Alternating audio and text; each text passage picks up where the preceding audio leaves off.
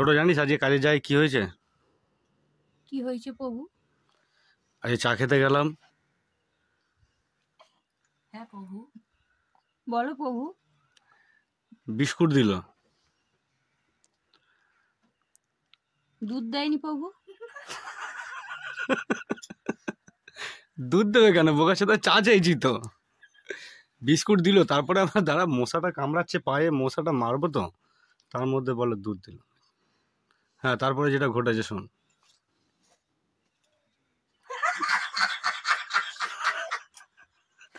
বলো প্রভু, তুই বলতেই থাকো না প্রভু। আবে মশা কামড়াচ্ছে, মশা মারছে। চাইছো আমার থেকে প্রভু? আচ্ছা, চায়ের গল্প বাদ দিলাম। মেট্রোয় টিকিট কাটতে উঠলাম, ঠিক আছে, পেছনে একটা মেয়ে দাঁড়িয়ে। তারপর প্রভু? আর বলছি তো আমি। মেয়েটা কি চোখ মেরেছে? এত ব্যস্ত কেন, বলছি তো। এবার পেছনে মেয়েটা দাঁড়িয়ে আছে, পুরো আমার পেছনে ঠেকিয়ে দাঁড়িয়ে আছে, বুঝলি তো। তার সামনে দেখলে প্রভু? কিছু দেখিনি, ঠেকিয়ে দাঁড়িয়ে আছে মেয়েটা। থাম্বা? না না, সামনে ব্যাগ ছিল, ব্যাগটা ঠেকিয়ে দাঁড়িয়ে আছে। ভাবলাম থাম্বা থেকে